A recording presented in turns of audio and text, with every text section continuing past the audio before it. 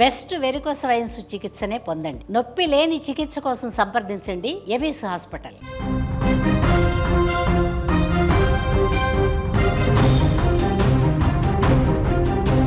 Hit man Rohit Sharma ఈ పేరు ప్రపంచ క్రికెట్లో తెలియని వారుండరు.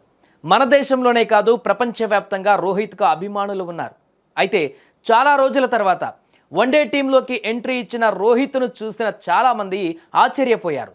చూడ్డానికి బొద్దుగా ఉండే రోహిత్ ఒక్కసారిగా స్లిమ్గా కనిపించడంతో చాలామంది షాక్ అయ్యారు.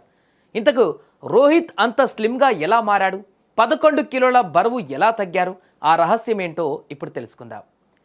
ఇంతకు రోహిత్ శర్మ ఈ మార్పును తీసుకురావడానికి ముఖ్య కారణం 2027 ప్రపంచ కప్. అవును, తన కెరీర్ను పొడిగించుకోవడానికి, అంతర్జాతీయ క్రికెట్లో అత్యుత్తమ స్థాయిలో కొనసాగడానికి ఈ నిర్ణయం తీసుకున్నారు. సెలవులలో ఉన్నప్పుడు బొద్దుగా ఉన్న తన ఫోటో పైన వచ్చిన విమర్శలు కూడా ఆయనకు ఒక ప్రేరణగా మారాయి. ఫిట్నెస్తోనే అద్భుతమైన స్కిల్ మరింత మెరుగవుతుందని రోహిత్ నమ్మారు.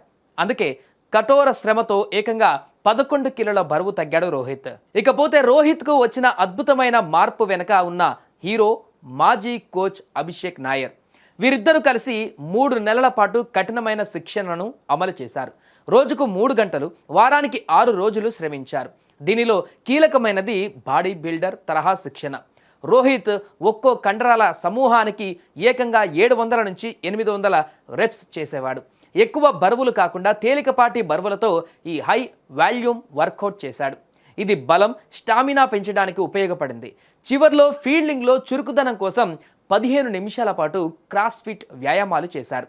దీంతో పాటు జిమ్లో చెమటోచ్చడంతో పాటు ఆహారం విషయంలో రోహిత్ చూపిన క్రమశిక్షణే ఈ విజయానికి ప్రధాన కారణం. తన అభిమాన ఆహారాలైనటువంటి ముంబై వడాపావ్ సహా బిర్యానీ, ఫ్రైడ్ స్నాక్స్ను పూర్తిగా మానేశాడు. 21 గంటల పాటు ఆహారం పైన కఠినమైన నియంత్రణ పాటించారు.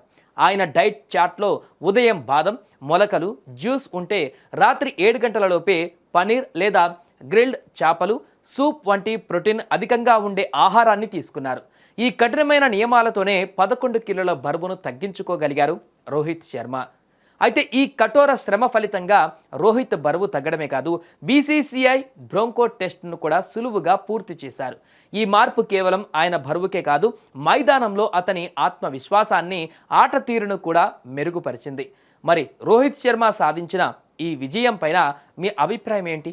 కామెంట్స్లో తెలియజేయండి. ఈ వీడియో నచ్చితే లైక్ చేయండి, షేర్ చేయండి.